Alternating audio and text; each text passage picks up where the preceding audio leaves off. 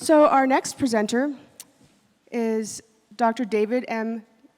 Odorisio. Thank you. He serves as the director of the retreat at Pacifica Graduate Institute in Santa Barbara and is associate core faculty in Pacifica's Mythological Studies graduate degree program. David teaches and is published in the areas of psychology and religion and comparative mysticism, and he is the co-editor of the volume Depth, Psychology, and Mysticism. For further information, please visit his website, which is www.ahomeforsoul.com. His presentation this morning is Comic Books, Creativity and Madness, Supernormal Powers, and the Cracked and Fragmented Self. Won't you please welcome Dr. Odorisio. Good morning, everyone. Thank you so much for being here. Thanks for sticking around.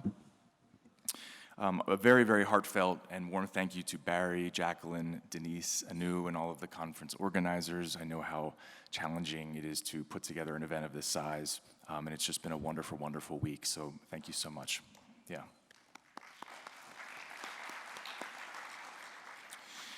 There is a handout that goes along with the talk for those of you that have your handout packets. And also just a brief shout out to Art, the prior presenter who graduated from the California Institute of Asian Studies, their East-West Psychology program. I graduated from their East-West Psychology program after its second incarnation as the California Institute of Integral Studies. So it was very nice to have that sort of generational lineage this morning. Okay, so I want to open with an imaginal exercise. So I'm going to ask you to close your eyes. And without thinking too much about it, imagine your own superpower. Would it be flight, superheroic strength, invisibility? What about empathy, creativity, or a capacity for reflective listening? And for those of you that are in the helping professions, what about your clients? Perhaps one who is more difficult or struggling? What sort of superpowers do they demonstrate? And what about defensive structures, splitting, dissociation, projection? I'd like to suggest that both positive and defensive aspects are each part of the psyche's creative capacities, superpowers of the mind. And I'd like to ask you to hold on to this as we move forward through the presentation this morning. Okay. So what are we doing here? Comic books, creativity, and madness. Well, rarely considered of psychological, much less artistic importance, certain comic book authors have nonetheless defied convention and utilized the medium to visually depict altered, non-ordinary, and traumatic psychological states with a stunning depth and acuity. The story we will look at this morning from a 1983 comic series, The New Mutants, profoundly demonstrates the interplay of creativity and madness. The comic book also serves as a commentary on the resurgence and renewed interest in popular culture today in dissociative identity disorders, linking multiplicity and madness with supernormal or superpowered abilities.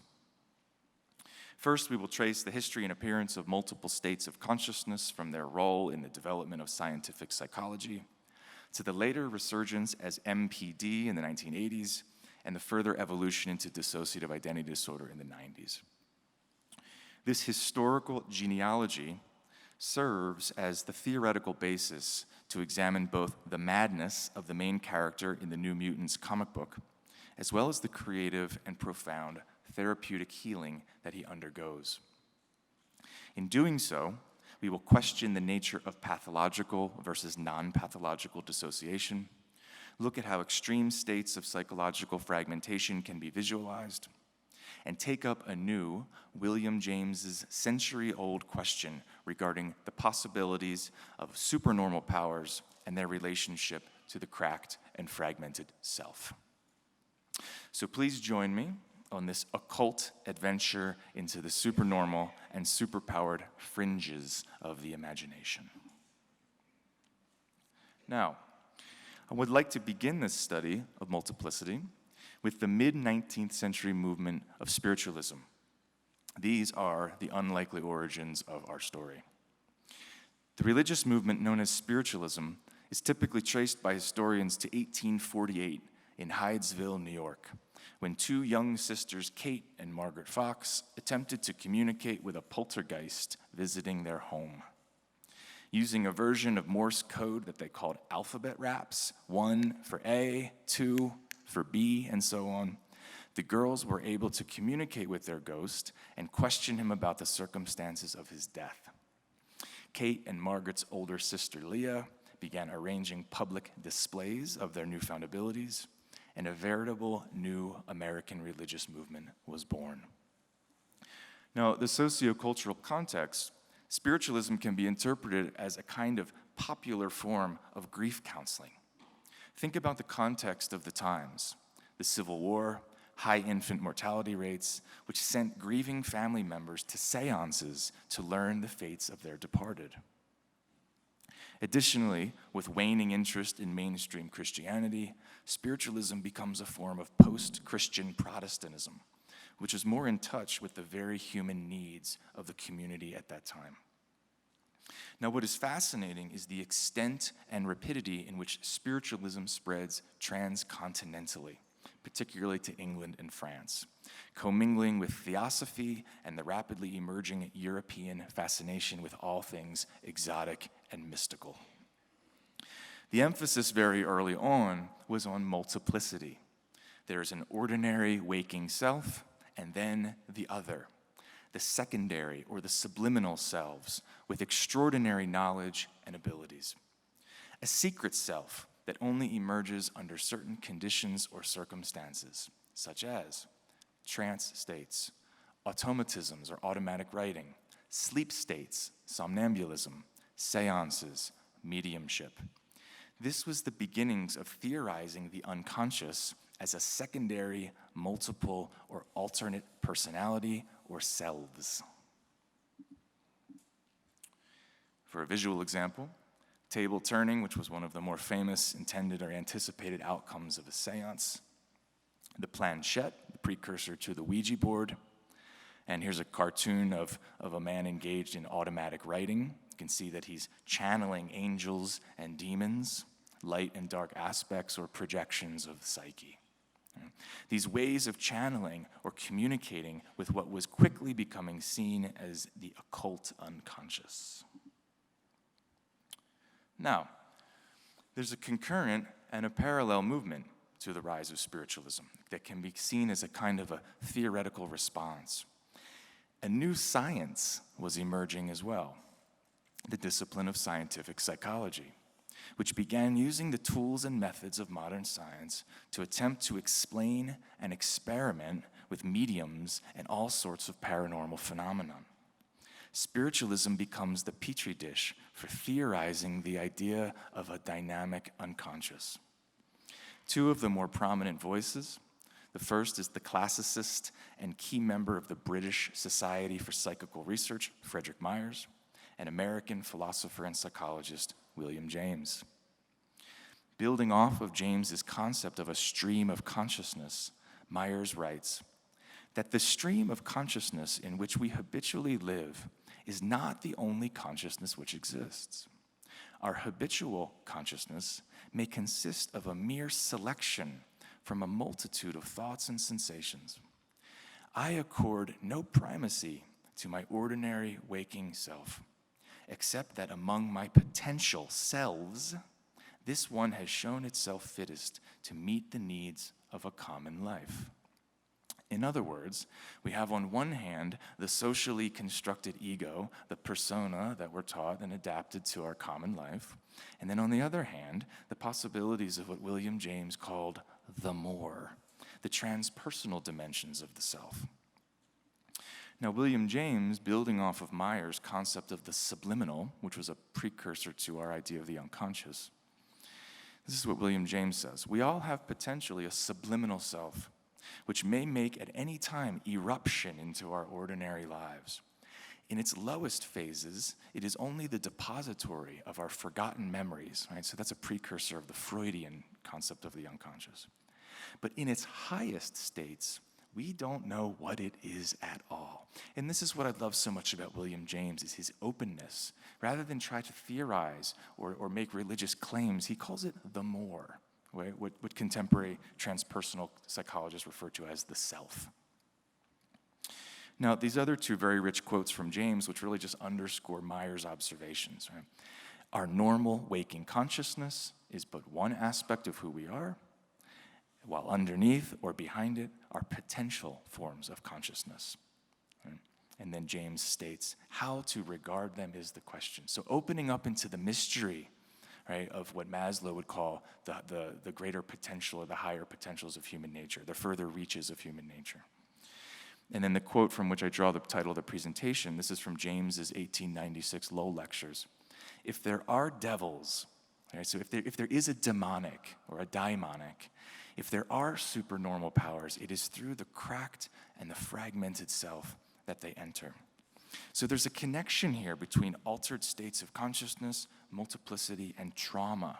Trauma is an opening. Right? If you think about it from a medical perspective, a trauma is a wound. It's a physical wound that we psychologize as an internal emotional fragmentation. Right? Trauma is, by definition, an opening, but an opening into what? Trauma can also be an opening into the more. It can be an initiation into altered, multiple, or higher states of consciousness.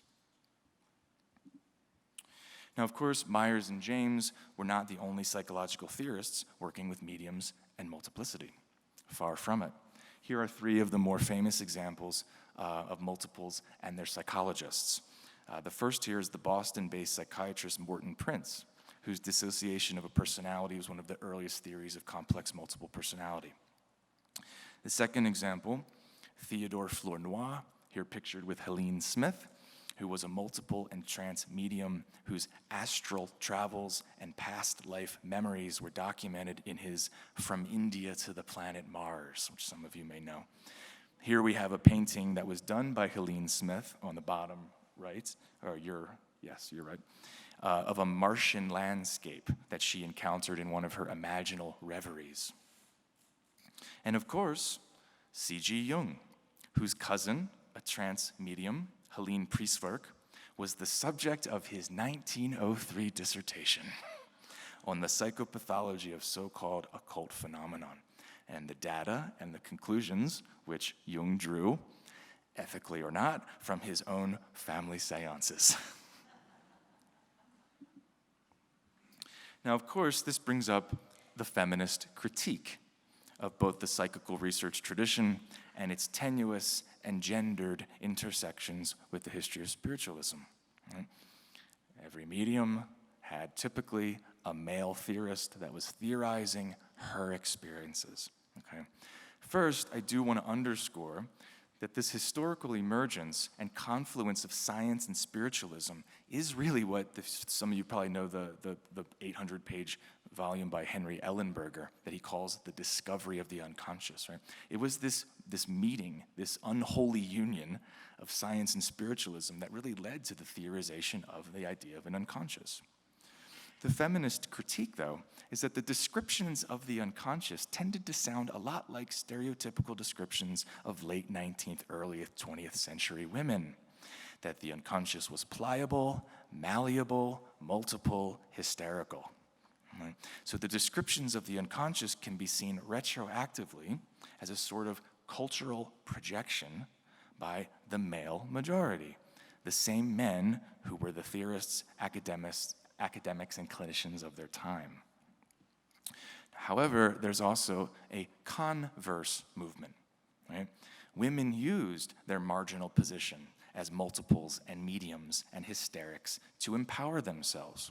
Whether Charcot's hysterics in the Salpêtrière, performing for the elite male medical community of their time, or the mediums and mystics that were performing for the Society of Psychical Research.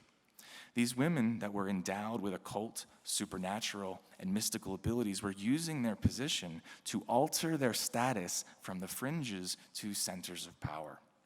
This is also something that we see in medieval Christianity with religious mystics and visionaries, such as Hildegard of Bingen, Teresa of Avila. And here are two of the more famous or infamous mediums and their theorists. So Eusapia Palladino was an Italian had a very controversial history with the British Society for Psychical Research. And then, of course, the famous Miss Leonora Piper, William James's White Crow. If you're familiar with that famous statement, James's idea was that all you needed was one legitimate case of a real medium that could communicate with a soul from the other world. And if he could just find that one person, then he would just prove that the entire theory that existed. And Leonora Piper, James was convinced, was his White Crow. Now, this is not the first time that we have seen multiplicity and superpowered selves, at least not in our lifetimes in contemporary American pop culture. This is a painting from Alex Ross, cover of Superman Forever from 1998. Here we have the ordinary Clark Kent transforming into Superman along a spectrum of consciousness. Right? And what I love about this is the still frames motif. There's a moment when he is solely Clark Kent, the normal waking consciousness, right? The egoic, everyday self who shows up to the office with his glasses on and bumbles around and just can't wait for Lois Lane to notice him. And then we have, at the other polarity of this spectrum, we have the Superman. We have this superpowered self, William James's potential forms of consciousness. Right? But then there are also, and what takes up the widest band of the spectrum are these moments in between, when he is both, right? And that's what interests me, these sort of liminal in-between spaces where we're not quite sure where ordinary waking consciousness meets the more. Right? I think that's where a lot of us, especially those of us that are engaged in practices like tarot or meditation or have some sort of a serious contemplative or yoga practice, I think a lot of times that's the realm that we live in. We sort of go in and out and back and forth. Right? So it blurs the distinctions of this hard boundary between a chiseled ego and this sort of transpersonal self. Right? There's a whole spectrum of integration that happens in between. And this is where we find ourselves this morning, a world of multiplicity, multiple personalities, secondary selves, and supernormal abilities. And the cracks and the fragmentation in the spaces in between. And that is how and in which they filter into and enter into consciousness. Now, this lands is squarely within the phenomenon of dissociation. The historical origins actually date back to magnetic sleep, for those of you that are familiar with the history of modern psychology, and then hypnosis. So what is dissociation? What psychological models do we have to explore what Jung and the 19th century French school called the dissociability of the psyche? What we have in the depth psychological tradition are at least three working models. And the first two are from the historian Adam Crabtree's work. The first is what he calls the holistic or pathological model. Now this is following the work of Pierre Genet, who used the term dissociation in his work with his hysterical clients. And the way that Genet understood this is that there were secondary personalities that formed around what he called fixed ideas, what we'd call today a complex. And that's what led to a neurosis. In this model, any fracturing or fragmentation is seen as an aberration of healthy functioning, right? i.e. abnormal psychology. So the goal is to restore unity within the personality. That's why it's sort of a pathological model. The goal is this holism. The goal is this egoic wholeness, right? The intended therapeutic outcome is a strengthening of the ego, and the movement is towards this holism. A diverse or divergent model is what we could call a multiplex. That's a term from Myers. A multiplex or a non-pathological model. This is more adaptive or a transformational approach to dissociation. There's a porousness in this model There's a porousness to the psyche that assumes and even anticipates a certain psychological multiplicity inherent within the psyche. There's an openness to non-ordinary, transpersonal, and a commingling of genius states or highly creative states with madness. In other words, it's a model that locates creative and mad states within moments of fragmentation and dissociation without judging them necessarily as pathological or abnormal. We could call this, perhaps in something James Hillman would call like a Dionysian psychology, where there's a natural going to pieces or dismemberment and then repair, right? It's the ebb and flow of life. We fall apart, we come back together. Now, a more contemporary revisioning of this model was done by the late psychoanalyst Elizabeth Lloyd Mayer, who reframes this sort of pathological, non-pathological model as a boundaried and unboundaried model of the mind. In the boundaried model, there's an emphasis on the individual. Right? There's the places where the I ends and the other begins, and then projection becomes the key psychological dynamic. Right? This is a one-person model. In an unboundaried model, there's a radical interconnectedness, right? Not just between two people, for example, the therapist and the client, but also between the mind or the minds and matter and the surrounding world. This is Jung's theory around synchronicity, that mind and matter actually interpenetrates, that there's a mutual intelligence that's capable of communicating and supporting one another. This is the mind as the collective, right?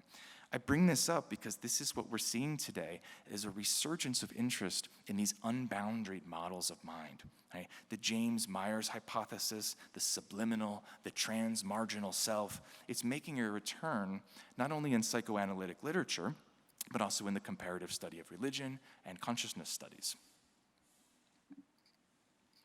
Now, what happens to secondary selves and the evolution towards multiple personality as a diagnosis? From 1880 to 1920, 67% of all known cases of multiples are reported.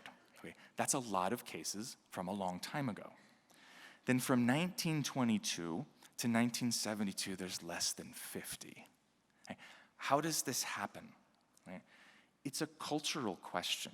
We have to look at what was happening with psychology in America and in Europe during that time. So what happens is that there's a cultural and a professional amnesia around the realities of childhood sexual trauma and abuse, combat-induced trauma, and the important somatic dimensions of trauma and recovery. The Freudian theory of repression wins out over Genet's theory of dissociation, so psychoanalysis takes a foothold in Europe. Hysteria and multiplicity become part of this new disorder that was then called, well, and still is, called schizophrenia. And then in America, more of an emphasis on instrumentation and measurement and behaviorism. Right? So there's a shift towards empiricism that happens that highly conditions, sorry, no pun intended, the future of American psychology. Right? Now, by 1990, 20,000 cases of multiple personality disorder. How do we go from less than 50 to 20,000? Right? So we have to ask the question of what happens between 1972 and 1990. And we can't underestimate the important, the vital, and the lasting contributions of the feminist movement in the 1970s. There's an emphasis on raising consciousness and awareness of childhood abuse, the widespread realities of childhood sexual trauma, and domestic violence. But the other important piece, and this is what I want to emphasize, is this idea of cultural prototypes. Right? The 1890 prototype was the double or the hysteric. But by 1980, the prototype shifts to multiple. How? Why? Because of books like Sybil. Do you remember Sybil? Right? Published in 1973. And then in 1990, this sort of prototype shifts again to dissociation due to changes in diagnostic criteria. Right? So what we see is that there's a very culturally relative shifting and fluidity to what we consider diagnoses, and it's in dialogue with culture, and it shifts throughout the century, which is perhaps very fitting for something that is oriented around multiplicity. It's very mercurial. Okay, and the last piece is about presenting differences. So Prior to 1944, the sort of average multiple reported 2 identities. And then 1997, an average of 15. So again, we see this shift, right? It's a shift in pathology. It's a shift in how people are experiencing multiplicity. Now, just very quickly, just to essentially highlight what I just said, 1981, MPD is more of the focus on the multiplicity, dissociative splitting with the multiple alters. But then when it's reframed in the DSM in the 1990s as dissociative identity disorder, the emphasis becomes more a focus on dissociation. Okay, and again, so the influence of popular culture. Multiplicity has always seems to be connected to some form of popular culture, whether it was Charcot's lectures in the Salpêtrière in the 19th century, to the Three Faces of Eve, which came out in 1956 and then was made into a movie the next year. Sybil, again, turned into a movie in 76. When Rabbit Howls, 1987, made for TV movie, 1990. Do you see where I'm going? The shift in the evolution in the way that multiplicity is sort of performed in popular culture then shifts the experience of people that are struggling or experiencing these sorts of symptoms, but then also it shifts the diagnosis and it shifts what therapists are looking for, right? That's the whole iatrogenic critique thing, that we only see what we're looking for, and that's the challenge, part of the challenge with diagnosis. But what we're seeing again today is a resurgence of interest in multiplicity in popular culture, this time with a specific orientation towards the superpowered and the supernatural. And this is the important distinction and development. The emphasis is not just on psychological fragmentation or the alters, like it was in the 50s, 60s, and 70s in those novels and those made-for-TV movies. But the shift in the emphasis is here more on the supernatural abilities, the superpowers that correspond to or are co-emergent with his cracked and fragmented self. So here we are with James and Myers once again, about 125 years later. So the question is, why multiplicity, why the supernormal, and why now? And I think what we're experiencing, if you can see at the bottom, all of these shows, these 4 on the right, these shows and these TV movie posters, they're all within the last 2 or 3 years. So this is happening right now. So why now? The way that I see this is a kind of a cultural symptomatology, almost like a cultural diagnosis, that it's us, right? Or at least our younger generations reflecting back to us the fragmentation in our culture. It's a collective fragmentation, but there's also this hidden optimism, right? The powers, the superpowers, are found within the fragmentation. In other words, the creativity is latent and it emerges from within the madness. This is what we see in our lead, in the character that we're going to look at today in the New Mutants. All right. So the New Mutants, as I mentioned, was a 1983 comic book series. It was a spin-off of the X-Men. The context, our cultural prototype, is multiple personality in the 80s, and our prototype came from Sybil, right? So we're dealing with multiple alters here. Right? The author was Chris Claremont, who had a very successful run with the X-Men series, and then he did this spin-off. And the artist, Bill Sienkiewicz, was doing like things that people had never seen before with comic book art. It was very high quality. So this is where we begin.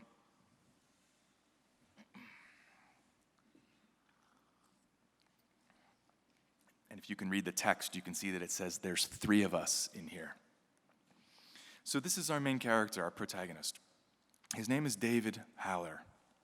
He's a male-identified teenager whose symptoms include multiple personalities, auditory disturbances, lack of memory recall, and impaired abilities to communicate and relate to the external world. When we first meet David, he is lying in a hospital bed in a research center off the coast of Scotland, where he is undergoing additional treatment and testing. We learn that as a child, David witnessed the murder of his godfather by political assassins, and that in the seconds following his godfather's death, David, using his newly unleashed superpowers, incinerates his godfather's killers psychically. One of the killers becomes introjected, right? Personified through David's own fragmented psyche. And as is quickly revealed, David Haller is no ordinary boy. He is a mutant and one of the most powerful telepaths and telekinetics on the planet, one with a deeply fractured mind and extraordinary superhuman abilities. When we first meet David, it is indirectly through one of his altars, an astral projection. Right? So think back to the history of spiritualism and mediumship. We begin in a dissociated liminal space. We know that this poltergeist is one of David's altars, but we only later learn his true identity as linked to David's historical trauma and his superpowered past. As the members of his team run into his room, they find David floating above his bed in immense pain. You can see crying out, hurting, lonely, burning, scared. The leader of the New Mutants, Professor Charles Xavier, who's himself a powerful mutant with psychic abilities, attempts to enter David's mind telepathically, and he encounters a massive brick wall. It's the first of many illustrated defensive structures that we see. It protects his consciousness from a world too terrible to bear. Again, David's altar appears, attempting to communicate with psi speech. In other words, telepathy, or what Freud and the early psychoanalysts referred to as unconscious communication. But without warning, a flame blasts from the figure's mouth and eyes. Right? David's defenses easily expel Professor Xavier from further probing his psyche. Professor Xavier says, the thoughts directing David's actions seem somehow alien, as if there's a portion of his mind that isn't him. So in Jungian language, we're encountering the autonomous nature of the complex, in this case, the dissociative defenses. Now, of course, the predecessor to Jung's complex theory was the secondary self of Myers and James, and the secondary personality of Pierre Genet. So we're in this world of dissociation, right, and secondary selves. Professor Xavier tries again, this time with assistance from other members of the New Mutants team and using much more force. When the walls of David's mind threaten to collapse on them, Xavier attempts to, when they're starting to like constrict and suffocate them. So Xavier tries to pull them down. Right? He tries to tear them down. But what he encounters through this forcible entry is David's regressed inner child altar in a form of primitive agony, reliving his earliest trauma. He quickly responds to the threat with defensive opposition. Right? But in doing so, Xavier learns a hidden truth, that he is actually the boy's father. Owning the fact of his fatherhood, we see this split panel between Xavier and David's inner child, the innocent, vulnerable self. Make the badness go away, he says, save me. And Xavier responds, his voice is that of a child, little more than a baby. Xavier then receives a first encounter with the full spectrum of alters that inhabit or co-construct David's inner world. 4 dominant personalities, 2 protectors, 1 persecutor, plus David's vulnerable inner child self, the protected, deeply wounded innocent. You can see him in the bottom corner crying out for mama, papa, help me. And then one of his alters saying, we are many, call us legion. And now we're introduced to the different alters. The first is Jack Wayne, who's a progressed adult male, perhaps compensating for the fractured, wounded masculinity of David's regressed adolescent state. Jack Wayne is a man of action. He's the archetypal hero. He's the real man, the American muscular masculine. His superpowers are mental, telekinetic with the ability to move matter with his mind. And then we have Cindy, alter number 2.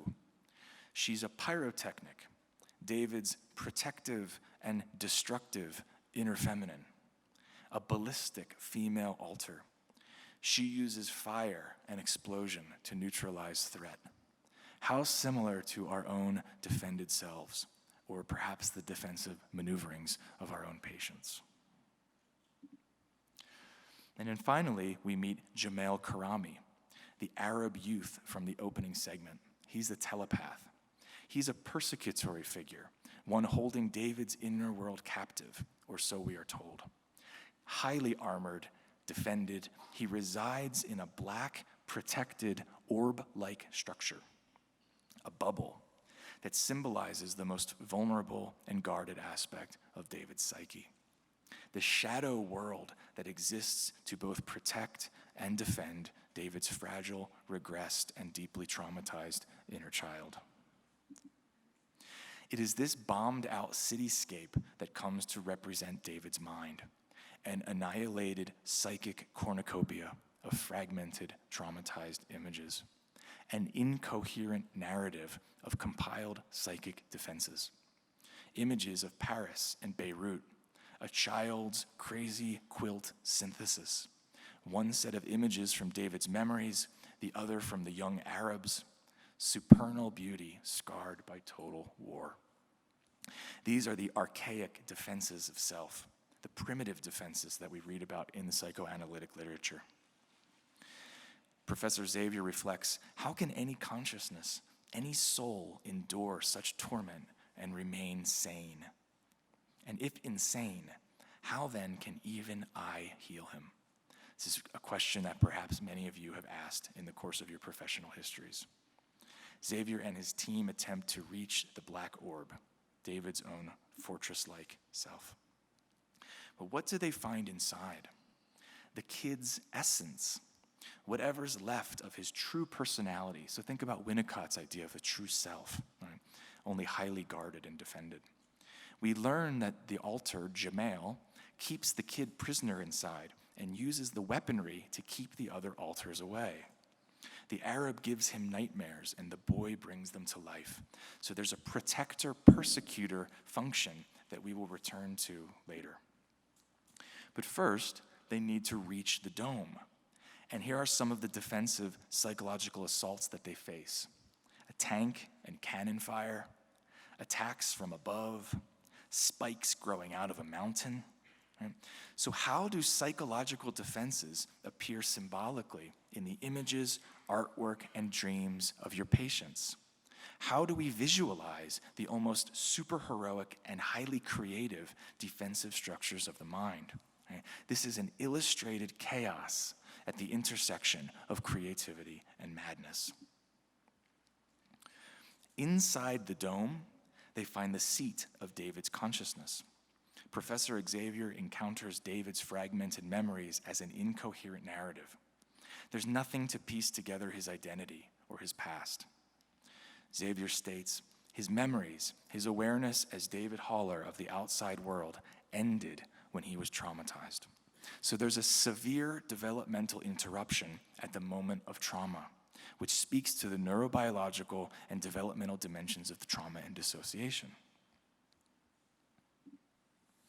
Piecing together the fragments of David's consciousness, Xavier learns that the supposedly persecutory alter, Jamel, has actually been attempting to assist David in integrating the fragments of his consciousness. Professor Xavier questions, why would he try to heal someone he supposedly hates? Right? And then out of the orb, you can see in this whirlwind, out of the orb comes another complex memory cluster. This one with Jamel at the center. You can see here it's exploding with the altar in the middle. So in the midst of this severe fracturing of David's psyche, we encounter the original trauma. In other words, it's in the recreation of the conditions of the original trauma, right? Outsiders attempting to invade David's psyche, that the original traumatic memories resurface and make themselves known. This is very similar to the psychotherapeutic relationship, right, from an early attachment perspective. And this brings us to David's origin story, the traumatic secret of David's past that led to the internalization of his attacker as a part object.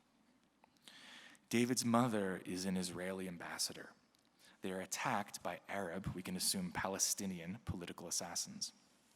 David's godfather, you can see here, risks his life to save him. But the threat of extinction catalyzes David's latent superpowers. He then psychically incinerates the attackers, and in doing so, he introjects the assassin's consciousness, who then becomes part of him, serving in this persecutory role of his defended self that also functions in this protective capacity. So in order to better understand this archetypal dynamic of the protector and the persecutor, I want to turn very briefly to the work of contemporary Jungian psychoanalyst Donald Kalsched. Kalsched is a Jungian analyst practicing in Santa Fe. He offers a model of dissociative defensive structure that he calls the self-care system, that functions in highly dissociative persons that have encountered unbearable trauma. David's alters remarkably demonstrate this model. The way that Kalsched sets this model up, or the way that he sees it as functioning in his clients, is that there's a highly regressed inner child figure that is both persecuted and protected by progressed, benevolent, or malevolent figures. Right? So the inner world of highly traumatized patients or people often becomes dramatized as a struggle between good and evil, or a benevolent angel versus a malevolent demon. And these are the sort of figures and the images that Kalsched captures from his clinical vignettes of his clients that he works with.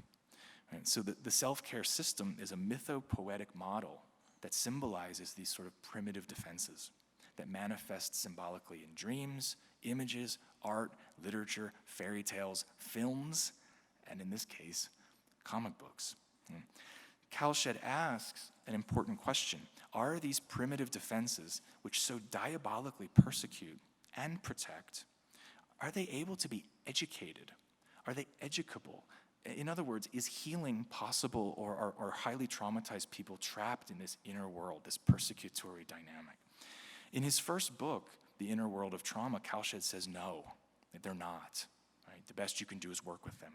But then he later revises this position in his most recent book, Trauma and the Soul. And he's convinced otherwise, mostly because of the recent developments in affective neuroscience, early attachment theory, body-centered psychotherapy. Right? And we see how this plays out in the Legion story.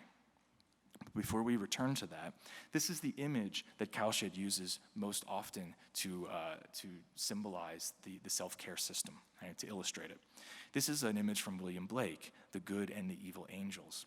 And you can see what's happening here is that there's a battle for the child, right, the child archetype, the innocent one.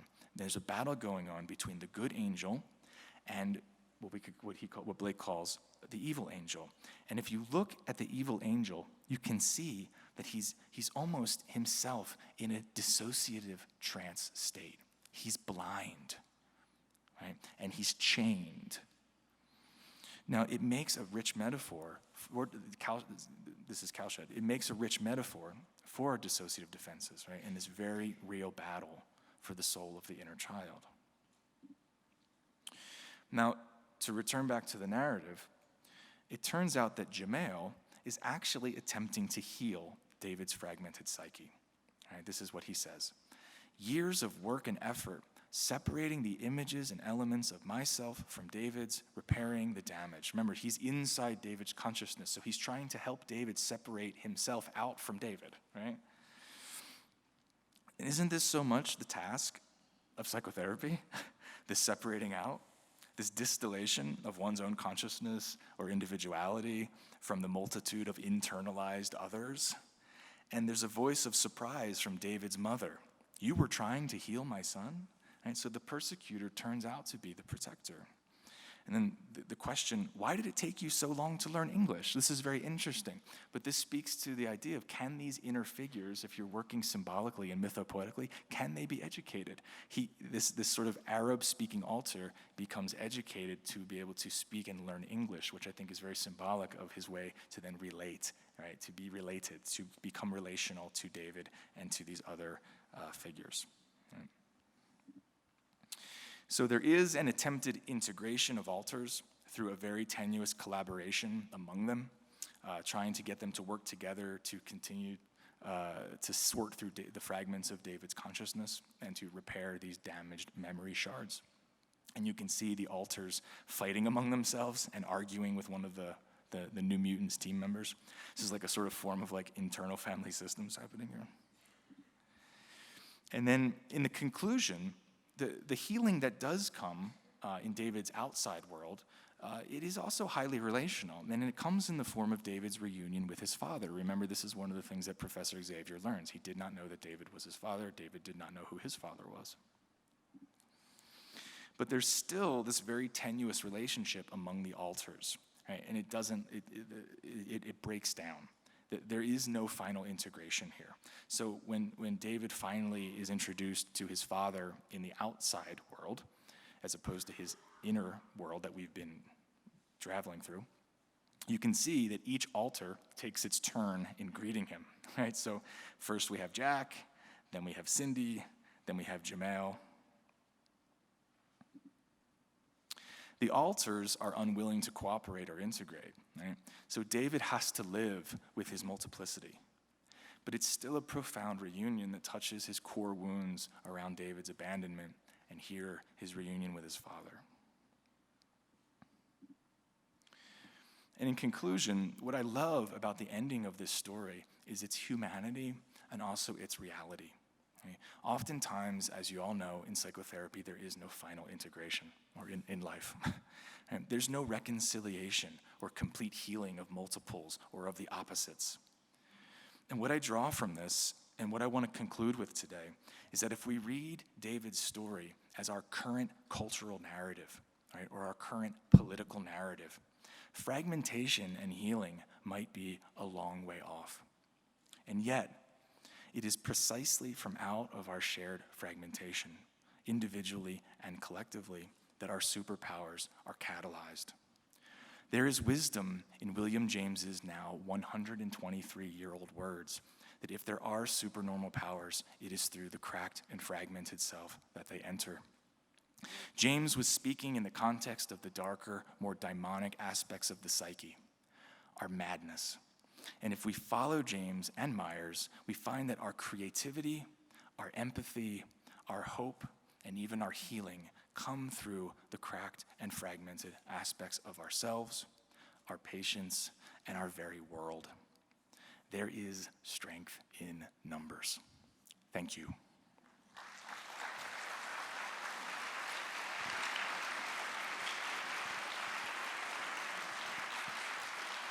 Thank you so much. What a fascinating presentation. Are there questions?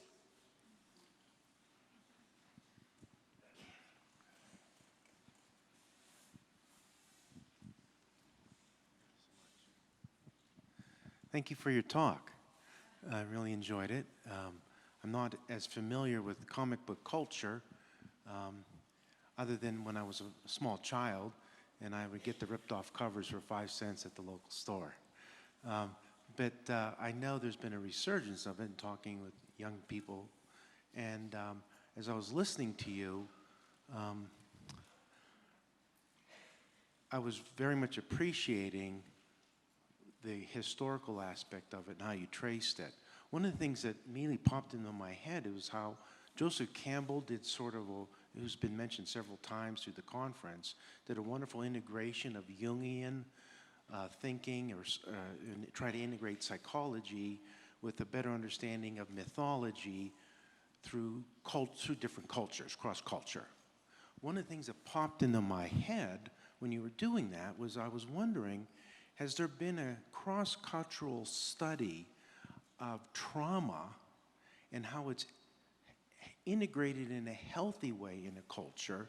And the example that again was popping in my head was my awareness, mediocre understanding of, say, the indigenous shamanic traditions of Tibetan Buddhism, and in particular Bun shamanism, or their use of oracle. And where in that case, it was a part of the culture and not seen as a threat or pathology, but used in I think in a healthy way. Has there been any studies along that? Yeah. You know what I love about this is almost like the unconscious aspects that get left out, it's wonderful when they get picked up in the audience. So I had a piece in here. What you're asking is the question that like psychological anthropologist or medical anthropologist asks. And there's a woman named Tanya Luhrmann, Luhrman. She's at Stanford, and she's been involved in this project called Hearing Voices. And what she has done is psychological, cultural, medical anthropology, traveling to other cultures and studying schizophrenia, and looking at what different cultures call or would call, or what we call in the sort of American system of schizophrenia or European system, what would they call that in other cultures?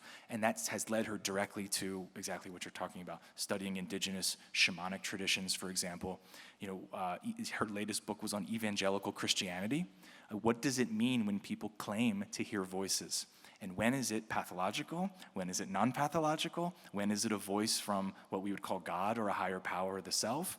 Right? When is it coming from some sort of trauma or fragmentation? So she's doing some of the most significant research around that question. I really appreciate you bringing that up. Thank you.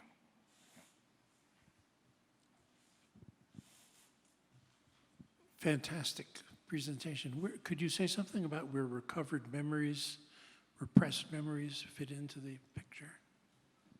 Well, I mentioned briefly that there were really two models that were emerging in the early stages of what was becoming psychoanalysis. Right? There was the Freudian model, which was built around repression, that Freud's model of the unconscious was a storehouse of repressed memories. But then you have other models, like Pierre Genet's model was based more around dissociation and fragmentation. Right? The way that Genet worked with hysterics was through hypnosis, and that's how he traced the sexual etiology. Like he's the one that, it was Genet and then Breuer and Freud that were part of this conversation of tracing that sexual trauma was oftentimes or childhood trauma was oftentimes at the origin of these secondary selves or hysteria. But what happened was that in the Vienna of Freud's time, he knew, he was very politically conscious and culturally savvy. There were so many hysterics that the conclusion then would naturally be that if there are this many women or people suffering from hysteria, that would mean that child abuse is rampant across society. And Freud wasn't able to publicly admit that, because that would sort of affect his status, right? And it would be very undermining for his professional career to say, wow, well, a lot of you are actually creating this problem, right? So that's part of what I was talking about, that piece about this cultural amnesia. So as Freud in psychoanalysis sort of gains ground, that repression model, Freud moves away actually from the sexual etiology of hysteria, and then he moves more into the unconscious, this model of repression, and just a very different kind of psychology emerges. I don't know if that answers your question, but.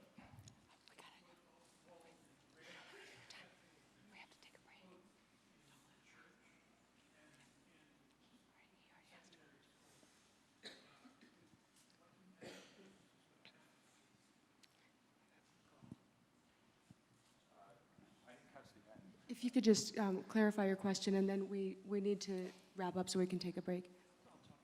It was a comment about current contemporary sexual trauma and abuse with church clergy scandals. So, I mean, it's obviously something that did not exist 100 years ago. It's something that's always been with us, and that's sort of the point, right? Is that sexual trauma has been with us since as long as there have probably been human beings in sexuality. So dissociation is not something that just was invented in 1900. It's an aspect of the human psyche that's probably been with us as long as there have been humans. Yeah.